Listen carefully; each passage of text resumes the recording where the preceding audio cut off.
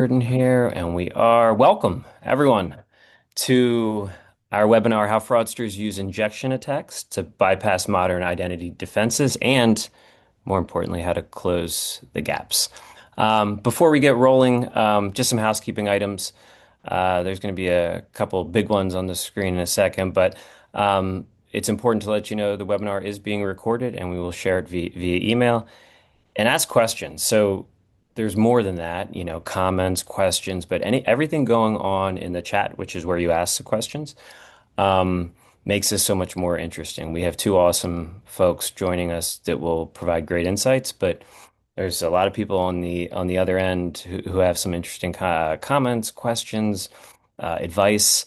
It just makes it so much cooler. So, Adam, if you can go one more. So, this is my shameless plug for Fraud Fight Club, which is in less than a month, which is stressing me out, which is why I have big boxes back here. But it's really exciting and it's a good stress. And so it's meant for FIs if you're in the Charlotte area or want to travel there. And we also built a conference called Merchant Fraud Alliance, which is its first inaugural event in October. So shameless plugs done. And let's jump in with some intros. So I am PJ Rohal. I'm the co-founder of About Fraud and some more recently some conferences associated with it. And what do? We provide resources and connect relationships in fraud. The two R's, and the relationships are really, really important. You guys, I'm sure I'll have a phone of friends and people that mentor you or you teach, and that's at the core of what we do is trying to connect you folks as well as educate. But that's enough about me. Why don't I turn it over to the man in the middle of the screen here, Ruben. Hey, good afternoon or good morning, all. Ruben Stewart. I'm the Director of Customer Identity and Access Management for PNC Bank. Responsible for all things identity, fraud, cybercrime related. Um, so look forward to our conversation today, and hopefully you get some good takeaways out of this. Awesome. Thanks, Ruben. Yes, sir. And Adam. Hi, so Adam Bossia, I lead product marketing at Mitek Systems. We're in the identity verification and authentication space. I've actually been in the identity space for a little over a decade now, both in the IAM side and the IDV side. So looking forward to the conversation. Very good. So let's just set the stage for this conversation. Obviously, injection attacks are going to be a focus here, but kind of talking about identity fraud, there's many organizations, most are really trying to strengthen that entry door, the front door, whether it's document verification, biometrics, device checks. But obviously, fraudsters are adjusting, have adjusted, and are always trying to not just fool those controls, but they're kind of manipulating some of the systems behind them. And that's kind of what we're getting into, the injection attacks, the emulators, maybe some deepfake technologies, some things that are pretty tricky. And so we'll unpack the attacks, how they work in the real world, why they are challenging, but also what what help we can provide as far as advice in doing something about them. So I'm going to start with Ruben. From your perspective, the fraud landscape, how has it changed in the past few years, particularly around identity verification and onboarding? Uh, I think it's changed by leaps and bounds, really because of technological advances that the AI has brought about. Um, you know, we look at a time where identity proofing was built on really what do you see? Seeing is believing, right? If I see an identity, I have reason to believe, yep, this is real. This is good. There's certain things we can't copy these things, right? That assumption is no longer valid. The deepfakes, the Gen AI has brought about commercialization, repeatability, automation, and industrialization to fraud, right? So when you talk about those things, they're not just stealing the identities, they're creating new identities and they're doing it at scale. They're using Gen AI tools and the injection techniques that we'll talk about here to bypass many of the traditional IDV controls that banks or other FIs or other entities have set up, right? So it's really changed the whole paradigm of fraud detection and prevention and identity proofing. If your IDV controls were designed to stop yesterday's fraud, they're already being defeated in today's attacks. That's Hmm. how much the ecosystem has evolved in the past 3 years. Wow. Yeah, I put very well there about how kind of you're already behind. And Adam, building on that, and like, can you talk a little bit about shifting attacks towards, stealing credentials is one thing and manipulating them, but manipulating the verification process itself?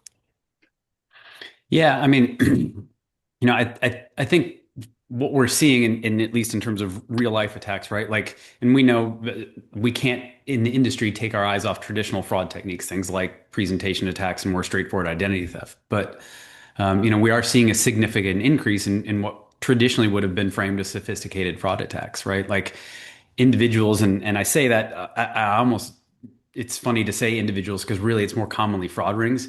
But to Ruben's point, they're creating synthetic identities with cobbled together PII, and then they're injecting them in the form of generated content, images, videos into that verification workflow. And this is what Ruben was talking about, right? Like that PII, because in many cases it is real, right? It's good at getting through database checks. And then you add those generated images have gotten really good, and fraudsters are smart about picking verification on identity types that aren't based on high traffic documents. So sometimes those can get through. And then they inject them, which means they're bypassing traditional liveness, which is one of the main things that we've kind of been relying on over the last couple of years. So obviously it can be pretty tricky to catch these types of attacks if you don't have multiple layers looking for multiple different things to sort of catch at least little pieces of it along the way. Yeah, I mean, 100%. And I think one of the things you're going to take us through is like, what does that actually look like in practice, right? Like, obviously, it's not going to Absolutely. be we'll make it as realistic as possible, but I think you have kind of a cool demo to share. And by cool, I mean probably Scary. terrifying. Yeah, Yeah. scary, A little scarier than cool, but yes. but we gotta, I think the best quality of a lot of fraud fighters is curiosity. And it's like, wow, how does this stuff happen? And so maybe you can take us through a little bit of that. Yeah, absolutely. And I think one of the things too to understand, I mean, people will ask, why are these tools, getting more prevalent? And I think the real answer there is cost and convenience, right? Like the the reality is AI has completely democratized the tools needed to perpetrate identity fraud, right? There are sites like it's now defunct, but like OnlyFakes they can generate an image in seconds, right? A really realistic image of an ID. And I think I'm trying to remember the exact number, but the creator of OnlyFakes literally just got indicted. I think he pled guilty last month in a DOJ case. And I want to say the headline that I saw was that he admitted to like making 10,000 fake identity documents, right? So the problem is that barrier of entry, which used to be, you have to have some degree of tech savvy, just no longer exists. So these fraud tools are all just plug and play. And so, when you talk about what does it look like and what I want to show, like one of the things that I like to highlight even before I get into that is how easy those tools are for a lay person or just a normal person to go in and use because it's not for the highly tech savvy. So Yeah. No, I've got my you can slides up. write a script or a command to say, "Hey, generate A," Yeah, I won't. It will do it, and you can continue to refine it until it passes your acceptance, right? exactly right. There is no coding. You don't have to know the first line of code, the first syntax, or anything else. Natural language queries are where these things specialize, right? Um, and they're generating those things. I'm sorry, Adam, go ahead. No, no, no, no, no. Like, I mean, that's exactly the point. And in fact, my slide after this, it's one of the things that I like to explain to people. Some of these sites have done it to where I mean, this is truly a business for them. So for Mhm. them, they want it to be as easy as possible, right? For that fraudster who is their customer, which is terrifying to say, but to literally go and just create these things. So what I will say, just kind of set the stage is, the type of fraud that we're seeing the most right now is synthetic identities. And I mention that because there are, again, two major issues with synthetic identities. One, they are leveraging often real people's actual information. So names, addresses, dates of birth, social security, driver's license numbers, all of that stuff. And that's, you know, nobody in a fraud fighters club is going to balk at this. This is true, but all of our information is readily available. I mean, there have been countless breaches over the last 10 years. So there just isn't safe data anymore. There is no such thing. So that's problem one. And then problem two is, right, Gen AI now means that you can generate an ID with any information you want, including that personal information that you can get off the dark web for $5. for less than $10. So, you know, once you've done all that, you still have to get it into the workflow. That's the injection attack part. And so that's kind of the interesting piece that I'll follow up and show the demo of. But I want to show this little bit first, which is, how do you actually go create a fake identity? So we'll start here with this, right? You know, sorry. So this site is, and I always get nervous doing this because I'm actually showing like a real site that exists. But again, if you need to make an ID, it's lamentably easy to do. So you can literally input whatever information you want, including that PII from breaches, and you can go in and set anything you want. So these tools will let you pick from the countries, states, even the ID types that you want. And again, fraudsters are smart, so they'll go find something like a Venezuelan passport or some other ID type, an under 16 Texas ID type that's just not going to be in production that often, so that it's hard for trained models to sort of spot inconsistencies with that one. And then you can add a photo of anything that you choose. And that's important because what they will do is they will go to sites like this person does not exist and they'll generate a selfie. So you generate a selfie of this, older Asian looking gentleman, and this person does not exist. That way, it's not even a real person that's, even exists in the world. You plug it in here and say, this is the photo that I want on this ID. And I picked, the Netherlands driving license, all of that kind of stuff. And you're pretty much set. All that you need at that point is a virtual camera to upload the doc. So that's the part that I actually now want to show exactly how that works. Now, to do this, I'm gonna actually play like two videos because trying to do it in real time would have been a terrible choice for me. I'm hard at multitasking. But the first is actually using a virtual camera to, and I got to do this with my fingers, capture a picture of that generated ID that we just sort of showed. So we actually did go and make a fake ID on one of these generators, and this is us going through an IDV process. So I'll hit play and hopefully this will work. Oops, I think I skipped it, but there we go. So you'll see as we go through, right, you're going to a general IDV process. It says, hey, take a picture of the ID, but it will ask you, okay, what camera do you want to use? So we're using OBS, which is a free online, virtual camera. You can use that camera to then zoom into the picture. So when it tells you to move closer, you can move closer and sort of emulate liveness and immediately capture a picture of that document. So because you chose a virtual camera, it assumes you took a picture of the document, right? And then hopefully what, most of us are thinking is, all right, but what about the selfie comparison? Hey, we've got that selfie comparison. You obviously have to compare the document's portrait image, with the real person holding it. So let's see if we can go to video number 2 here and go to the actual liveness check portion of it. All right, so here we get to the liveness portion. This time, when we hit continue to go to the camera, we're going to pick a different camera, which is called Magic Cam. Magic Cam lets you do real-time face morphing. So what you'll see is one of our SEs, Paul, nice guy that he is, did this demo for me, pops up, but he'll grab that Asian gentleman's face and look, there he is. He's now the Asian gentleman. So before he does this, the IDV process is telling you move closer to the camera, turn your face to the right, blink, smile, any of those things. And this will do it in real time, right? Which means he just went through the process and took a picture of himself, right, as that identity or as that photo that he had on the ID. Now, the good news is, and if I can move on to the next one, right? So hopefully I'll leave the demo with some good news. If you have layered fraud detection, you're going to catch that the ID was injected, right? You can tell that it was actually injected content because it came from a virtual camera. You can also catch that the video stream for the selfie was being digitally manipulated. You can see that in the stream if you have the right, tools in place. But I think those examples do a good job of showing that it's really actually pretty easy from a fraudster's perspective to execute what is a relatively complex attack. So that's Yeah. that's my demo portion. I'll Yeah, stop and I'll yeah. No, I mean, we're getting some comments about the craziness and maybe some not being able to sleep as well. But I think, right, like it helps. I see these in LinkedIn posts. I see them in other content created, and everyone stuns me a little bit, even though, you've seen th in this industry, we've seen kind of examples of like this before, but I think we need to keep seeing them because this is going to be the new reality, right? I see some people raising their hand. There was one accidental rogue raise, but feel free to just put comments and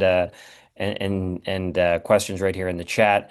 And speaking of questions, There was one. How will the evolution, and this is for whoever, Ruben or Adam, how will the evolution and implementation of digital IDs begin to affect the confirmation of identities as it relates to authentication practices? Um, from Dira. Sorry if I butchered your name. Are they referring to digital identity as far as the MDLs, the mobile driver's license, being used as a digital identity? I think so, but Okay. I don't know. Answer it like that, and Okay. if they Yeah. you can correct us if we're wrong.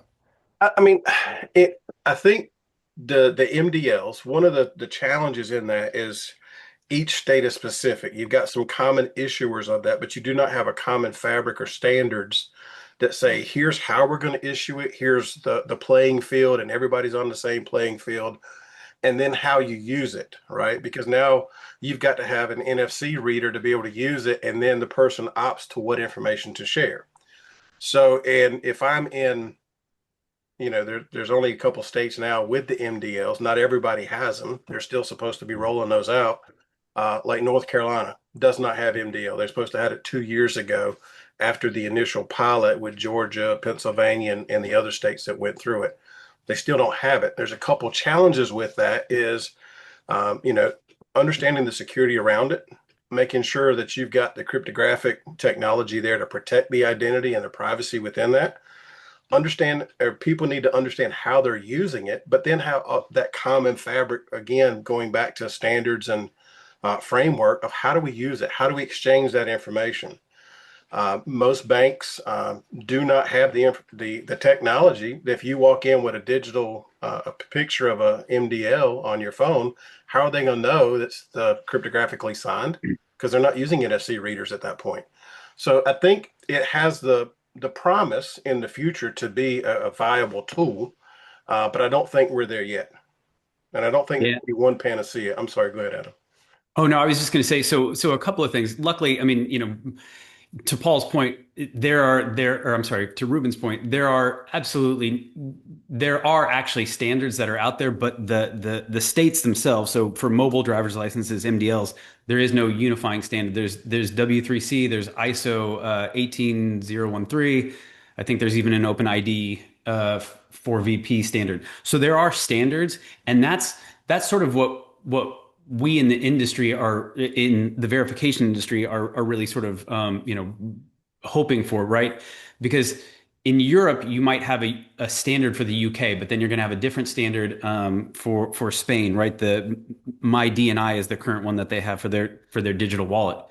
Um, if there are standards and they're based on those standards, you can do a handshake even without NFC chips or NFC readers because you'll have a handshake standard, which I think somebody in the chat even sort of mentioned being based on blockchain. So there are standards which will tell you, hey, this is registered and non-tampered with, and that's how you can verify that identity. It's not really a picture that's sitting in that digital wallet. So your Apple Wallet doesn't, it will have a photograph, but that's not really the information. It's just ones and zeros, it's bits on the back end that we're going to communicate with and read to see if that is untampered with information. And the nice bit about digital identities of any kind, not just MDLs, but any kind, anything sitting in a wallet, is then you can have your application only ask for the things it needs, right? So if I'm a healthcare provider, I may need health records that you have in your digital wallet. But if I'm a financial services provider and you're just registering for a credit card, I don't need to know that you have a particular medication that you need to take once a month, that type of thing.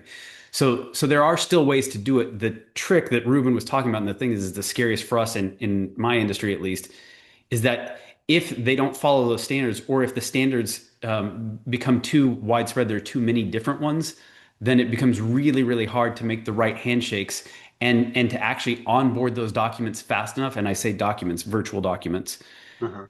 in a timely manner that you're not creating friction for your customers when they show up with their, Virgin Money digital ID that they got or their wallet, and you're like, we don't even know what they built that standard on, so we can't tell you that that person is really that person or not because they didn't build them on those standards.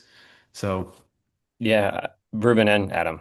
Great. Ruben, you were answer the digital mobile digital driver's license. That's what she was referring to. And so thank you. And Adam, Excellent add-on there. I think this is no, but are they able to print directly from these sites to get IDs? But I would say no, but what do you guys think? So, Well, so go ahead, Adam. there are fraudulent sites that will ship you physical IDs as well. Those sites get a lot more pressure from the federal government and they get shut down a lot. But the virtual ones, like OnlyFakes, that was up and then went to the dark web and has a different URL now that I'm not going to mention, those just send you an image. So it is literally just an image, which is why you need that virtual camera just to pull it up and inject it into the workflow. It's not a physical document. No. Yeah. Another question here. Does the detection work in a browser without any plugins, or is it only doable with a mobile app? And I can answer that too, but I feel like I've been bogarting the conversation. no, No, it's all good. you know, when you say detection, I'm looking at a browser's not going to help you with that, right? A browser, you've got to have other tools to look at, your IDV. How are you doing that today? There's certain levels of trust, like a lot of the vendors and providers will have static document template matching, right? Are they looking at templates and fonts? Are there certain security features on a document? Can they tell if it's been tampered around the edges of a photo? Those kinds of things. They're looking for simple selfie to photo comparisons. And then there's certain client-side trust assumptions. They're assuming there's a physical device that's interacting like a camera. They're assuming the image source is legitimate, that they actually got something from a camera and it's not being manipulated. That's where I think the detection's coming, going to have to happen. I don't think, in a browser you can do it. But I think for the camera piece of that, to capture the selfie, to capture the image and the light, the liveness, webcams at a certain rate could possibly do that. I think it'd be a different client experience. The majority of client experience is built on a mobile interaction. Yeah. Adam, anything to add to that? Yeah, I mean the only place that we see sort of a blending of those two worlds is, especially in the financial services space, you'll get people that do in branch, and so they'll use a tablet, right? So they have so they do that, they basically emulate that mobile onboarding process in a physical environment, and they'll use a tablet to do the same thing. But again, those tablets typically have much higher resolution cameras. We have web flows, so you can do it out of a browser, but again, there's going to have to be a camera, a webcam attached to it in order to take that selfie. The challenge with doing those things is typically you're opening a very big door for the fraudsters, because to do it in a web browser on a laptop or a PC that doesn't have a native camera, you have to allow image upload, which usually means, okay, then I'm going to either upload an image, which that's just completely unsafe, or feel free to use your virtual camera, which again, that's not exactly the thing that you want to be telling people to go do as they're onboarding onto your platform. So typically, yes, to Ruben's exact point, these are primarily built for mobile applications. The tablet piece for in person is pretty much one of the few exceptions that you'll see. Yeah. Yeah. Awesome. I flagged a couple questions. I'm going to keep rolling here just with time. Um, but Ruben, just reflecting on back on that demo, um, have you seen attackers attempt to bypass controls in this way, and kind of what impact does that have on your fraud strategy? And this is more just generally speaking, throughout your career. Yeah. Yeah. So I think the banking industry in general is seeing these types of attacks.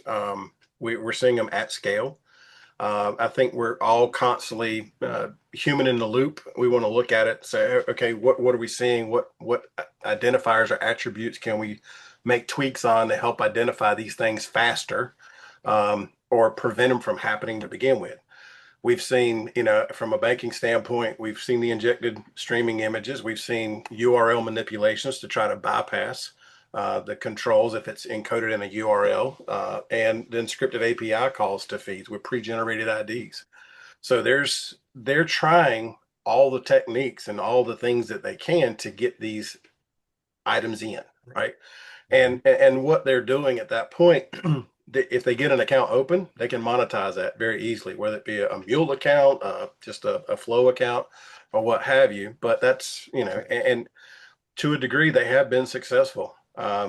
We've seen quite a few of those who have gotten past traditional controls on identities. That's how we're having this conversation.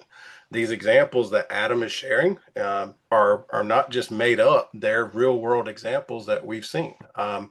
You've got the compromised information, the good PII data that's being used. They'll create an identity with the fraudsters' faces. They might not be morphing the face. They'll have a mule or someone else who says, okay, because there's a certain cloak of anonymity, right, with a fake ID. Think about check stealing, right, out of the mailboxes. They're washing the checks, rewriting those. Well, how am I going to get the money out of the financial institution? So I recruit some mules, give them a fake ID, put their picture on it. They can assume whoever they want to be. Mhm. They walk into the branch, cash the check, they present the ID with a fake debit card or what have you. They walk out, they keep a percentage of the funds, Mhm. right? Yeah. And it's One of all perpetuated by the that ID, because at that point they have this sense of security. They can walk in, you don't know who I am, Yeah. right? Yeah. One of the things, so you mentioned, about the mules, Ruben, like when they get on and they create these identities, if they get one and they've landed one, they build them up for bust out fraud and other things like that. But Yep. but they will literally go and they call them fools on the dark web. They will go sell that ID along with a couple of checks that they've stolen, along with the account, and go, hey, here's an ID that you can use. Here's an account that's already open that you can deposit these checks in that we've stolen, and then you can cash them out. It's a full service industry in the fraud space, and I mean it's kind of terrifying because again, to Ruben's point about them wanting to do this at scale, they'll open 5, 10, 15, 100 accounts if they can, because they can go sell that account just as easily as trying to put money in or take money out. I can just go on the dark web and tell people, hey, for $10 or 15 or $50, here's a Yep. full active account at, Bank of America, at Chase, at wherever that you can go access to move money around. And they're monetizing it. They're advertising it on some of the, and not just in the dark web. They're on Telegram. I mean, in the Yeah. open, they're saying, "Hey guys, here's what we're doing. We've Yeah. got the fulls, we've got the checks, we've got the ID. It's basically fraud in a box. Here's Yeah. a free-form kit. You pay a small amount in Bitcoin or what have you, and we'll give you all the information you need to go cash out." Yeah. Yeah. Which is fraud in a box. We'll eventually get to some things you can do about it, right? Because like Mhm. that's obviously a scary concept. And we have technology as well. And we have things that processes and practices that can help. But a couple quick questions, and I want to get to a poll, then we'll keep rolling here. One simple in nature question was why can't they just block virtual cameras? Lisa asked that, and Ruth was also wondering that. So. Yeah. I mean, they can, and they is the key word there, right? You're talking about every single organization has the opportunity to decide how they want their IDV workflow to work. So they can literally, at least, using our technology, you could literally say, if virtual camera is detected, then reject and fail. And you can even put up pop-ups that say, you cannot use a virtual camera. You have to use your actual device's camera.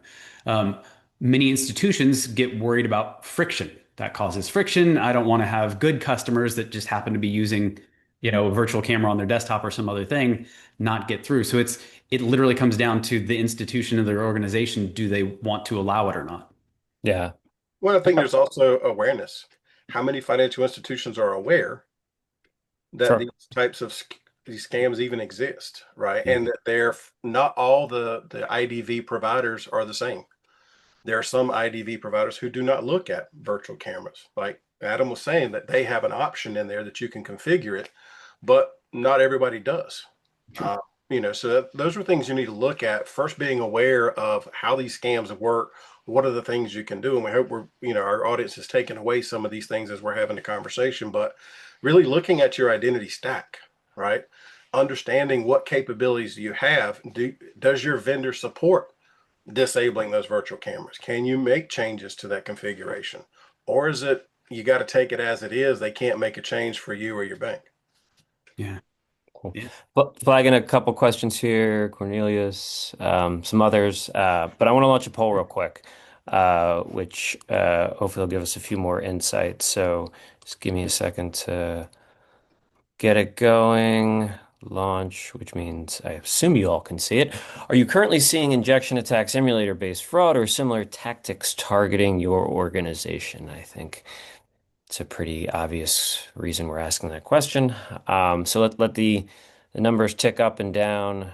I kind of like how the bar chart's move in real time. That's cool. Yeah, Even though agreed. we've used this, we started Zoom this year, but this is like my fifth webinar. I haven't noticed this. Um, wow, it's like a quarter each, Yeah. um, which isn't. I don't know what I expected, but maybe I should ask you guys what what did you expect, or what do you feel this tells us? Well, I'll tell you that the one that popped up the very first one and started to climb, but then thankfully I'm actually kind of glad to see a bunch of the other ones catch up to it was like not that we're aware of. Yeah, The adage that I always like to say is, you don't know what you don't know. yeah, And, even us, we've had lots of customers who end up under an attack and find one because, as Ruben mentioned, right, you want to have a human in the loop.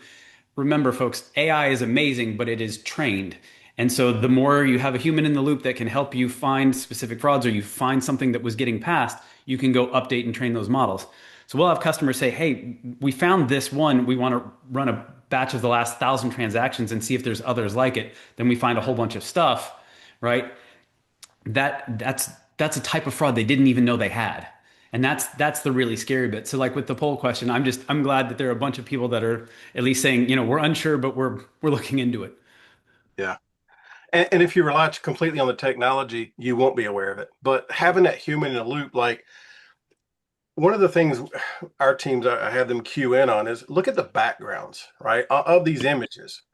A lot of times fraudsters are lazy. If they can replicate and it may be a different face, but it's the same bookcases and the same plant in the background yep. time and time again. And so then you can look at, those types of images and set certain fields and factors to key off of that, right? Let's look at these and let's pull in these commonalities. Those are more than likely fake IDs, right? That's being generated. Also looking at how many times is that face print, right? If you're doing a hash, or how many times is a face appeared with different names and data sets, Mhm. right? So there's things that you have to look at that you may not have confirmed cases or know that you have confirmed cases. I suspect you probably are seeing some of this and just might not have been identifying it yet, or might not have reviewed enough cases to come across it. I don't think there's a financial institution or a vendor out there that is not being targeted, in some form or fashion, because remember, fraud's like water. It's going to go that path of least resistance. And where can they see any levels of success? They're going to continue to hammer at that door until it's shut. Then they're going to tweak and reattack. And they will also, to your point about Telegram earlier, once they find a place where a Oh, certain yeah. type of fraud works, they share that these people are talking. So, like once a hole is found at an institution, a whole bunch of other parts of water will go flowing into it because they share pretty quick. Yeah. And I missed, well, I didn't miss, but I flagged a few questions, but I'm going to get this one real quick from Lisa. Can you run a batch test regularly to train your model? Um, and then, yeah, go ahead. Yeah, I mean, it's so absolutely. So at Mitek, we have a bit of an interesting approach to it. So we have what we call a purple team. If you're familiar with info security, there's sort of red teams and blue teams. Red teams go try and do penetration testing, get through the firewall, do all that kind of stuff. And then you have a blue team that sets up patches and security, patches the security of your network. So we have a blended team, both red and blue, where they basically go and they try novel attack types. Hey, could we break the system, our own system? So we test constantly, try and find new and innovative ways of breaking our own system, seeing if we can perpetrate fraud on our own. It's why I have examples of fake IDs from all of these different websites, because we're actually trying to see how to break that system. And then you run that against real production traffic. So you can see, okay, would this have gotten through? What would we have caught? I mean, it's also really important to run those batches to see what effect it has on false acceptance and false rejection rates, right? Because the last thing you want to do is turn on some anti-fraud, measure that literally locks out 99% of your good customers because it's just, Right. it's really heavy-handed or something like that. So yeah, batch testing to constantly update and train your models is incredibly important. And the last thing I'll say is you almost have to do it too when you start to see new types of fraud attacks. When you start to see something that gets through, you have to see, okay, was this attack already coming through on previous transactions, and do we need to update the models for that? Moving forward, backward, those types of things. Awesome. I'm going to say something quick about the poll. So also this two of the questions, not that we're aware of and unsure, two of the answers, not that we're aware of and unsure, we don't have visibility into this yet, are really similar in that you're not, so like half of the people are in that boat. The other, and then there's another quarter we suspect it may be happening, but haven't confirmed yet. Also, maybe not a great place to be. So I would say while it's a quarter each, 75% of the people um, are um, are still trying to figure out what the heck's going on or not aware of it, right? Which I think is telling. And shout out to Craig for asking me to display the results because I don't think they were displayed before. So they are displayed now. You can see that. I am going to stop sharing though. We are going to move on as time escapes us a little bit here. So just talking more about the solutionizing, right? Like the controls. So Ruben, a lot of organizations rely on, device checks, mobile app protections, or, some biometric verification. I guess where can these fall short in emulator and injection attacks? Yeah, they fall short in that the fraudsters are already accounting for a lot of these things, right? If it's when you look at a device, you're looking at a device fingerprint. If it's a new account that you're trying to onboard, you wouldn't have bound that device or know anything about it at that point. So you're doing a basic health check, is it jailbroken, rooted, blah, blah, blah. They're going to use legitimate devices. They're going to use SIM farms or what have you that look like healthy devices. So you're not really going to trigger anything there. They're going to go through and they're going to enter the information. So they're not necessarily copying and pasting. So your biometric analytics wouldn't really detect anything, unless you're looking at are they pulling from short-term memory, long-term memory, those kinds of things, right? So traditionally, these types of click farms or these types of they're going to get through. And until it gets to the IDV standpoint of that, right? And then you're looking at, okay, well, how are they going to bypass IDV? You got to have a legitimate document to proving your identity, and you got to have a selfie that matches that document to get past that point. Um, and some people say, okay, well, we'll send an OTP to a phone number. Are you verifying the device and the ownership? Is the name that's associated with that device the same as what the applicant was? I mean, there's different layers in there that you can add in to ask yourself the question, is this person really who they say they are? But when it gets to that IDV, I think that's really, in my mind, a huge differentiator. Because as we said before, not everybody's created the same. Not everybody who does it well. You've got to look at your stack. How close are we able to get back to the source of truth? Right? Can I, whether it's pulling back data from the DMV or through AMVA or whomever, is this identity issued to this person? And if you can get a facial match, is this face match? Not everybody has that or available, but try to get back to as close to the source of truth as possible. Looking at those images that are coming through to make sure you're not susceptible. It's a good idea to have your red teams involved in testing, right? Your flows. Have them throw the kitchen sink at it. And can they do the injections? Can they do deepfakes or Gen AI images in your processes? That's going to give you a whole lot of information, actionable intelligence at that point in time to know where your weak spots are. And if you're not doing that, I mean, a lot of banks have those resources in-house or under contract or what have you. Make use of it, right? Have them go out, have them try these different things. You'd probably be amazed at what they can do or what they'll find. Mhm. But I think those are critical points in helping to stop and identify these types of attacks. Anything here, Nice. Adam? No, I mean, nailed it. And there's a couple of things that I'll rehash, but I mean, I couldn't agree more. There's so many small pieces that if you're looking for multiple pieces and you have multiple layers, that is your best chance for catching something along the way. Right. Yeah. So a couple questions chip related and one about people detection. I'll start with the people. Um, what about using people detection? Is that something you guys have seen valuable, being used, not used? I mean, it's the same. Any type of biometric check is the same as, fingerprint reading or doing, facial recognition, doing voice recognition. There are a lot of different biometrics that you can use. So pupil recognition is an option, right? But understand that it's going to be dependent on the type of device or camera that that particular piece of hardware has. And so you may be pushing off an entire group of people that can't become members of your organization onboard onto your platform, that kind of thing, because they don't have the device type that could do a high enough resolution to do pupil recognition. So Yeah. there's trade-offs. And Yeah. another, Giovanni may have mentioned a couple of times about always imposing an NFC chip use.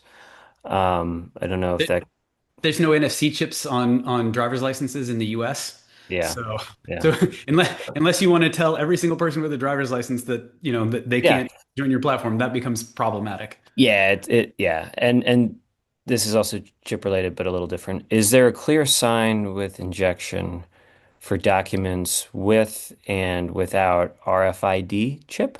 Um, About the passports. where the RFID data, in parentheses, where the RFID data is available for IDV. So, kind of, is there a clear sign with injection for documents with and without RFID chip where the RFID data is available for IDV?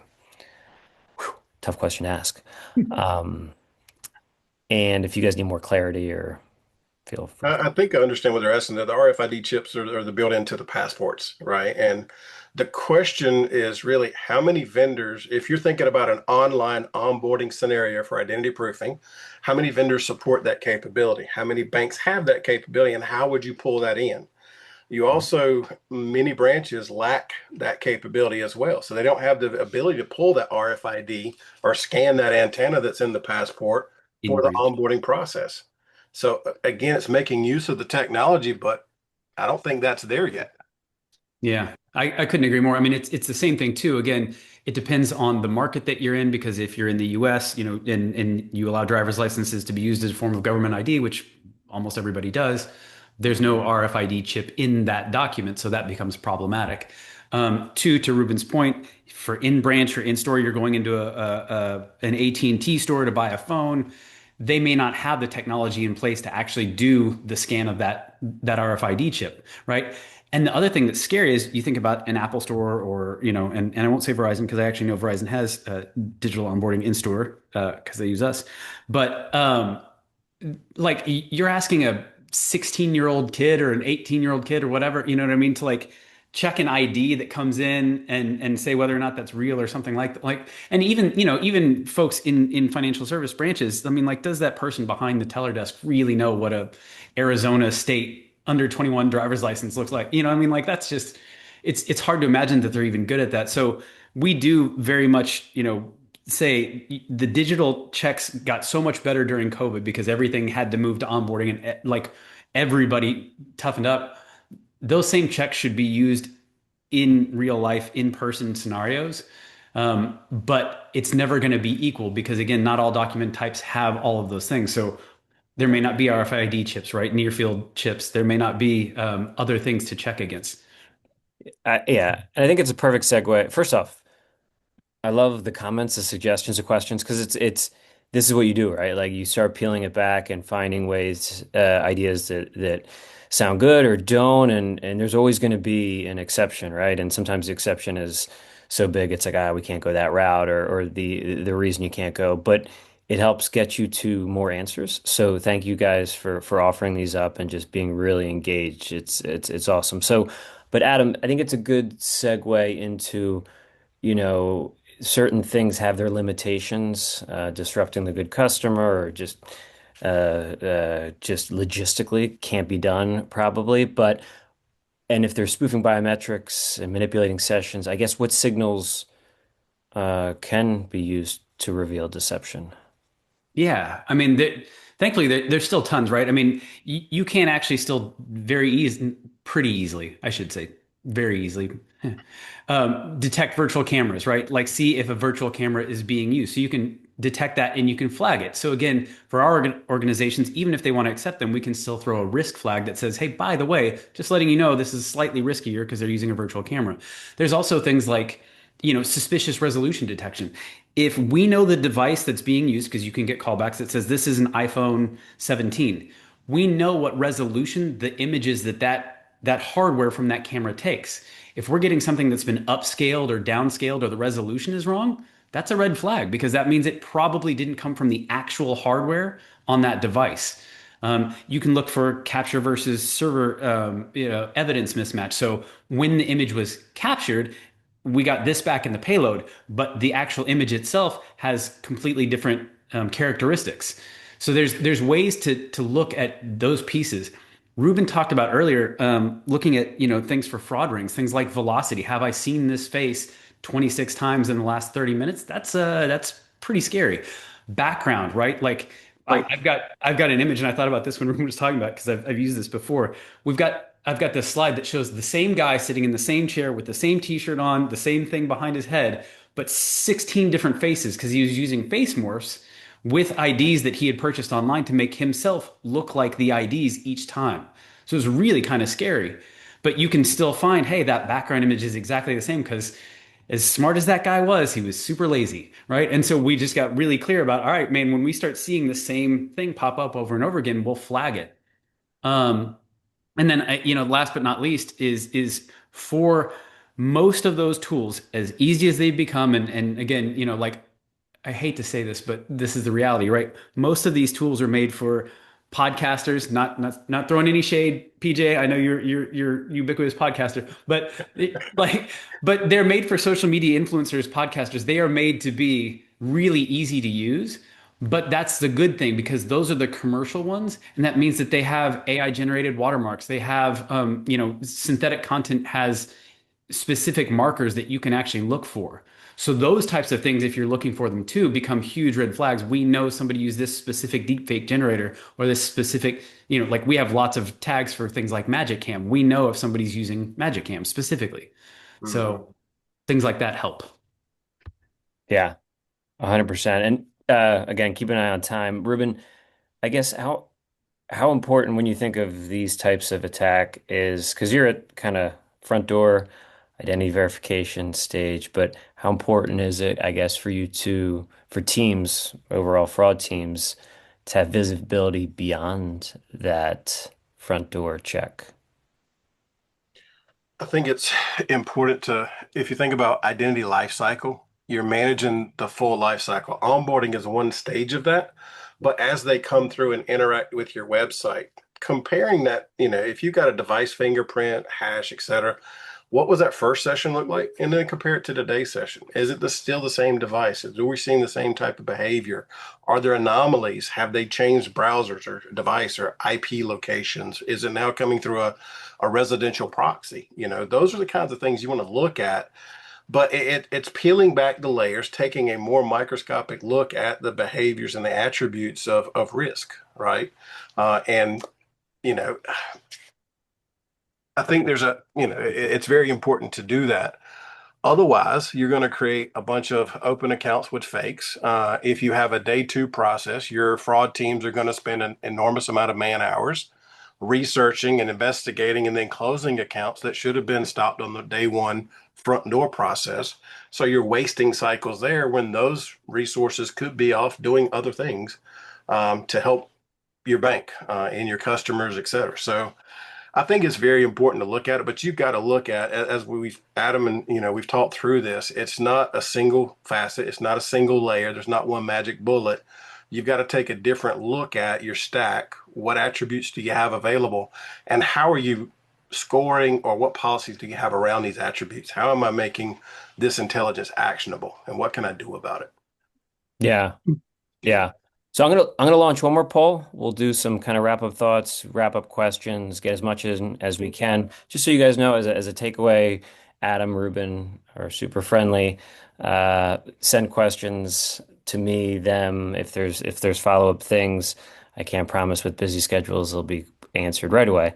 But just wanted to put that out there because I know we haven't gotten to a lot of or all the questions. Um, so you should see a poll. Does your organization currently have investment or initiatives planned this year to defend against injection, emulator, or deepfake-based attacks?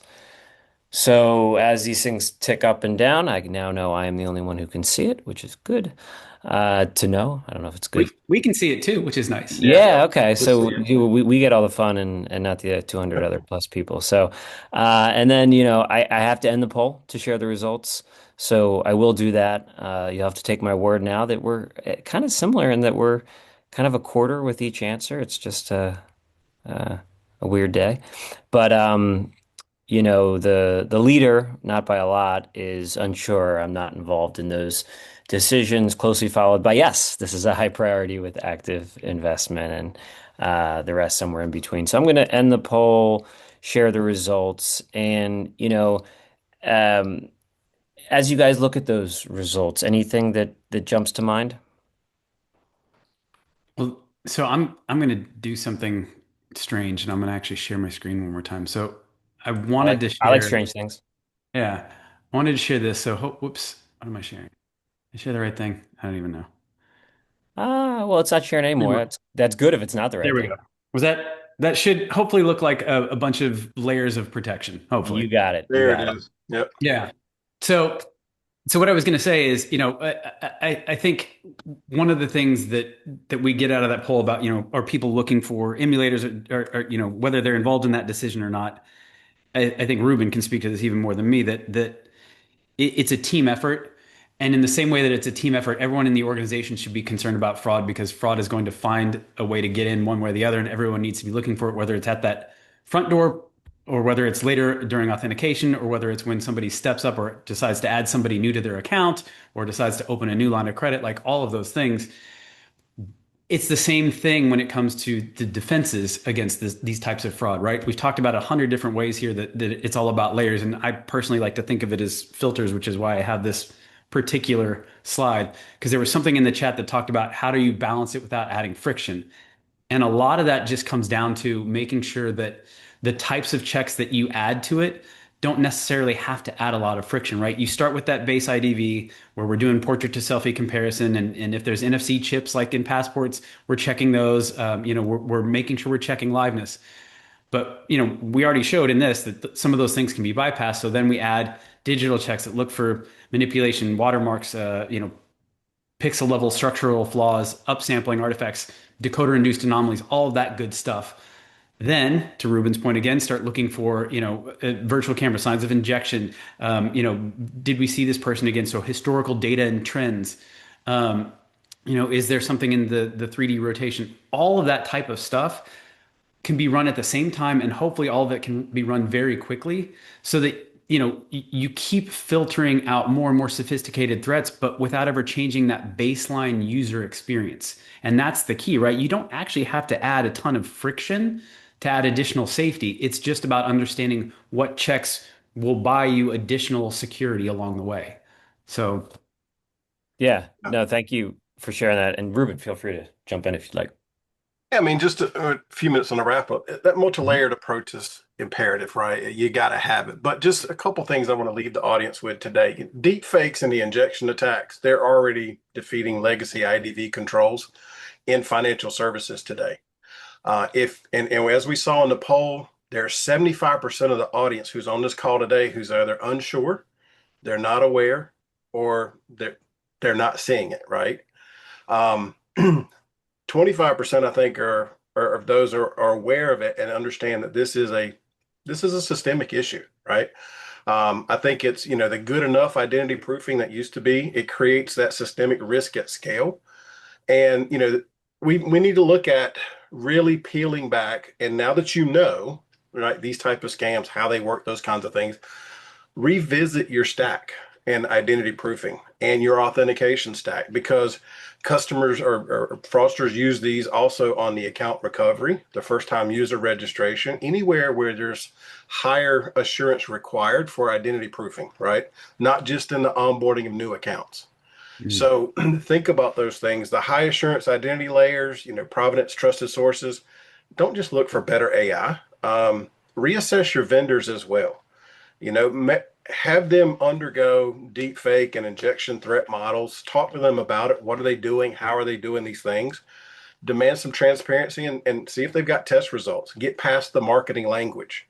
Mm. If they're a good strategic partner, I call them strategic partners at that point. It's different from a vendor. Vendor just wants to sell you something and walk away.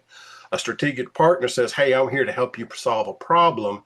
Let me help you with this. Here's a solution we have, and here's how we can help integrate, continue to mature it and keep it going. So peel back the layers, get down to the real, and have those conversations. Inventory your stacks, and identify any of your control gaps. Keep a running inventory of those. So you say, okay, here's where we know our risks are, and then align your identity assurance levels with the financial risk, not necessarily just the user convenience, Yeah. because that there has to be an equation and an equilibrium attained between security and user experience. And depending on who you talk to in an organization, they may be very client centric and say, hey, we can't have any friction. We've got to Yeah. let everybody open accounts and we've got to do these things. That data on the other side is going to say, here's the risk of doing that.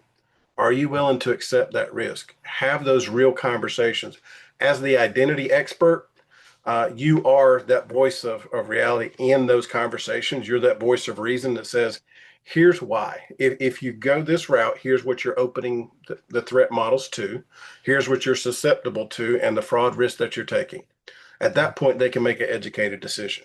But you, as the identity expert, have come to the table. You've shared the knowledge, the information, and real world examples of what's occurring, along with your gaps, and saying, here's what we've got in our environment. So I'll leave those with you. In a world where identity can be synthetically engineered and generated, trust must be engineered. It's not assumed, right? We got to make sure we can trust who they are, what they're doing, looking at device session behaviors, all those things. It's not just one thing. Awesome. Thank you so much, Ruben. Really, really well said. And Adam, anything you want to leave the audience with? I want to steal Ruben's tagline, trust must be engineered. I'm going to get that printed on a t-shirt. That's There you fantastic. go. Yeah. Yeah. I mean, exactly what Ruben said, which is, it is a balancing act too. You can go the complete opposite way. You can let your fraud and risk guys be the ones that determine what happens, and you'll never get a single other customer onboarded because they'll just shut everything down. So Right. it is a balancing act. And I think at the end of the day, just remember that the most important piece of this is if you have a partner in your identity verification provider, because there really is nothing that stops 100% of fraud. Sorry, I mean, I'm in the industry and I wish I could say there was, but there just isn't. So Yeah. when a fraud attack happens, how fast does your partner help you respond, correct, and then remodel so that you can basically not be the one guy on the neighborhood that doesn't have a sign up that says I have a security system on my house. Like, don't be the target. Just make sure you've got the best security system up that you can. Yeah. Awesome.